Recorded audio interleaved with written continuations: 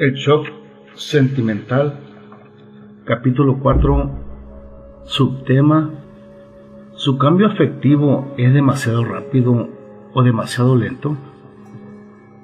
Página 73. Aunque Carolina era moderada en su cambio afectivo y se movía con bastante regularidad a través de cada etapa, no quiero restar importancia a los periodos de profundo sufrimiento emocional que experimentó.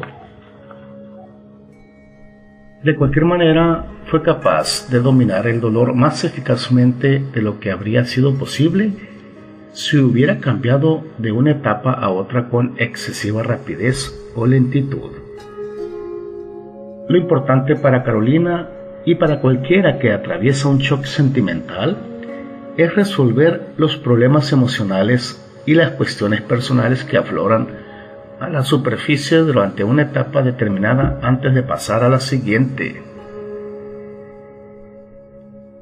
De todos modos, debo advertir que no siempre se trata de un proceso fácil. En realidad, es posible que algunos problemas que surgían en una etapa reaparecieran en otra. Tuve una paciente que el día que iba a casarse por segunda vez, descubrió que aún pensaba en su primer marido. Aunque amaba a su futuro esposo profundamente, los preparativos de la boda le provocaron cierta tristeza por todo lo que había fracasado en su primer matrimonio. Hablaré de este efecto de zigzag más detalladamente al final del capítulo. No existe un ritmo del cambio afectivo ideal, pero sí un resultado ideal del shock sentimental. Utilizar la experiencia para madurar emocionalmente y fortalecer la capacidad de relacionarse y de afrontar las pérdidas futuras, venciendo la vulnerabilidad personal y los obstáculos importantes que surgen en el camino. De modo que el ritmo del cambio afectivo en el shock sentimental varía en cada individuo según los problemas que surgen y el significado de la relación que se rompe. Uno de los aspectos favorables del shock sentimental es que tanto su mente como su memoria podrán ayudarle, haciéndole superar gradualmente las etapas. Con tiempo y esfuerzo por su parte, su memoria bloqueará su agudo sufrimiento emocional, porque si tuviera que vivir con la intensidad y el recuerdo vívido de cada herida y cada pérdida que ha sufrido en el curso de su vida, usted sería incapaz de funcionar. Su mente tiene una tendencia natural a apartarse del dolor, buscando el placer y el equilibrio. Cuando se canaliza adecuadamente a través de actividades constructivas, favorece el proceso de curación. En muchos niveles, su vida emocional es como su organismo. También tiene un proceso natural de curación que le ayuda a abrirse paso a través del sufrimiento emocional cuando usted no lo resiste. Piense en su ser emocional como en un sistema psicológico inmune que alienta los sentimientos positivos al tiempo que intenta bloquear lo que resulta negativo y doloroso. Conformándose con esto mientras se desplaza de una a otra etapa, debería hacerse el propósito de fluir con el sufrimiento mientras permite que sus sentimientos se desarrollen naturalmente, recordándose en todo momento que su shock sentimental tiene un fin. La mayoría de las personas hacemos frente a una pérdida del mismo modo que hacemos frente a la vida. Si usted vive generalmente situaciones tensas, estará en mejores condiciones de liberarse del sufrimiento de su pérdida amorosa, atravesando la experiencia lo más rápidamente posible y tal vez saltándose etapas. Desde esta perspectiva estará tan ansioso por superar el dolor que aprenderá muy poco acerca del porqué de la ruptura. Podrá seguir cometiendo errores en futuras relaciones. A menudo la ansiedad le vencerá, haciendo que quede atrapado en conductas y situaciones que quizá no sean productivas.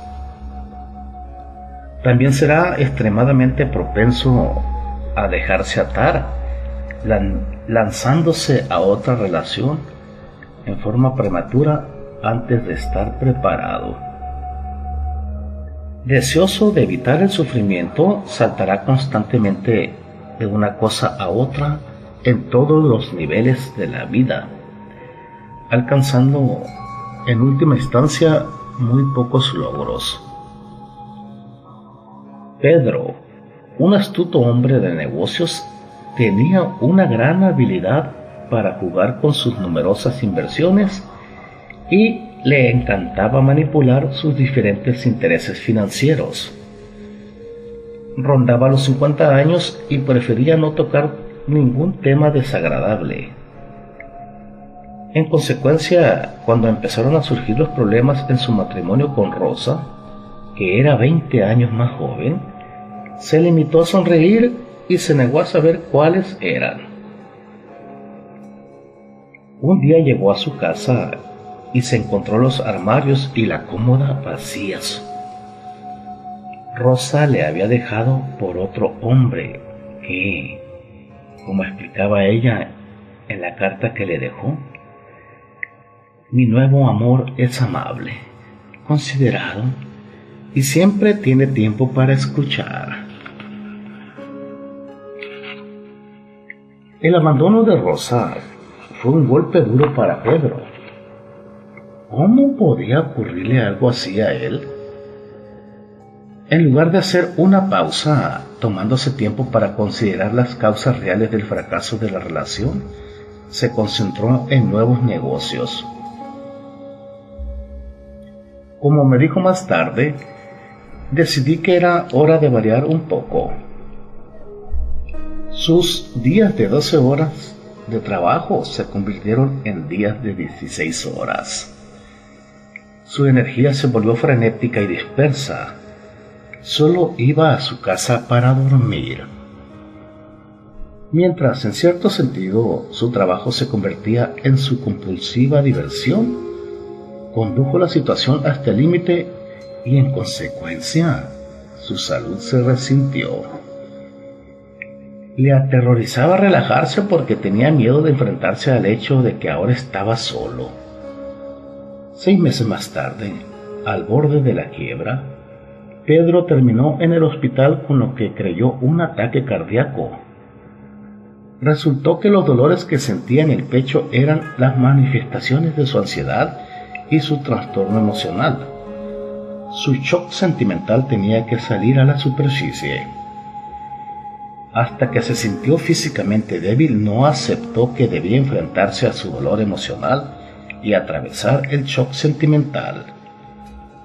Sería necesaria mucha paciencia y una seria introspección por su parte antes de librarse de él.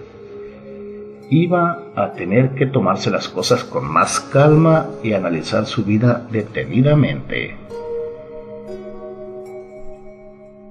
Una de las cosas más importantes que debe comprender la persona que cambia efectivamente de un modo rápido a través del shock sentimental es que el dolor que provoca este es una parte importante del proceso de curación. No se muestre impaciente con su mente ni intente ignorar el dolor. Podrá alejarlo de usted intentando pasarlo por alto, como lo hizo Pedro, pero no podrá eludirlo. Tarde o temprano deberá hacerle frente y experimentar la pérdida amorosa para que ésta quede liberada. No niegue el dolor de la pérdida. Eso solo retrasará la inevitable comprensión y, peor aún, Le dará una falsa sensación de esperanza mientras usted creerá haber alcanzado la reconstrucción e incluso la resolución, cuando en realidad no habrá llegado a la resignación, que es el liberador emocional de la relación. Mientras aquel cuyo cambio afectivo es rápido huye del dolor, la persona que lo experimenta lentamente tiende a concentrarse en el dolor hasta llegar al extremo de la obsesión. Puede pasar largos periodos de tiempo reviviendo diferentes aspectos de la relación y del dolor de la ruptura. Aunque es saludable asumir y exteriorizar los sentimientos, si se lleva esto hasta el límite, el proceso puede dejar a la persona estancada en la segunda y la tercera etapa, la de la pena y la de la adjudicación de la culpa respectivamente. Si se muestra pasiva en las pautas de respuesta, puede quedar paralizada de miedo por lo que ocurrirá después. En cierto sentido, se encuentra atrapada en la telaraña de su tiempo personal, mientras pasa de una etapa a otra a un ritmo agonizante. Llegar al punto de la resignación y atravesar realmente esta etapa, diciendo adiós a lo que alguna vez existió, puede resultar abrumador. Es como si no quisiera separarse del dolor, porque hacerlo supone separarse de un pasado que ha significado mucho para ella. El shock sentimental de Eulalia paralizó su vida hasta tal extremo que fue incapaz de conservar su empleo. Era una atractiva y brillante secretaria de 22 años. Se había enamorado de su jefe y quedó sorprendida cuando él respondió a sus coqueteos. Mientras se hacían el amor salvaje y apasionadamente varias noches por semana, él también hacía promesas que nunca pensó cumplir. El jefe, Víctor, la llevaba consigo cuando viajaba y le aseguraba que en cuanto llegara el momento oportuno, dejaría a su esposa. Cada vez que ella expresaba sus dudas, él le hacía un regalo para tranquilizarla. 3 años después de haber iniciado el idilio, Víctor le dijo adiós tristemente porque su esposa sospechaba de él. Pero para Eulalia decir adiós parecía algo imposible. Además de todos los regalos, había guardado una postal y un jaboncito de cada hotel que habían visitado y una caja de cerillos de cada restaurante en el que habían cenado. También tenía los resguardos de las entradas de todas las películas que habían visto juntos. Víctor, su jefe, se había convertido en toda su vida. Una vez terminado el romance, él le consiguió a Eulalia un buen trabajo en otra empresa porque pensó que no estaba bien que siguiera siendo su secretaria. Aunque el trabajo era estimulante y ella debería haberse sentido feliz con el considerable aumento de sueldo, solo podía pensar en Víctor. Los baños que habían compartido a la luz de las velas, en el jacuzzi, el vinito, las cenas íntimas, las películas, el amor salvaje. Con Víctor incluso un viaje en coche era excitante. Ella revivía los recuerdos una y otra vez. 6 meses más tarde seguía rechazando invitaciones y pasaba noches inmersa en sus recuerdos. Finalmente, por no poner atención, por no enfocarse, perdió el trabajo y se encontró pasando de un empleo a otro. Su único estímulo era tener dinero para pagar el alquiler. En lugar de recorrer constructivamente su shock sentimental, estaba perpetuando su papel de víctima. Estancada en la segunda etapa de la pena, finalmente empezó a buscar consejo cuando se vio en la oficina de desempleo haciendo una cola de 5 horas para que le dieran un cheque. Es necesario evitar el papel de víctima al que estaba jugando Eulalia. Si usted cree que es una víctima, probablemente responderá a la crisis del shock sentimental de manera pasiva.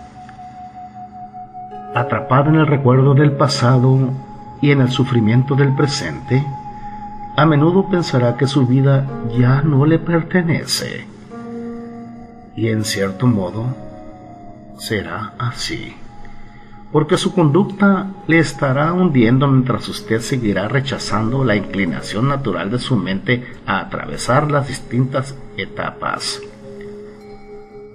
No podrá imaginarse cómo seguir viviendo y se parará en seco deliberadamente. Su propia resistencia a abrirse paso a través de las distintas etapas se convertirá en un obstáculo para su bienestar emocional. Recuérdelo, usted tiene un enemigo. Su pensamiento es su enemigo. Página 78.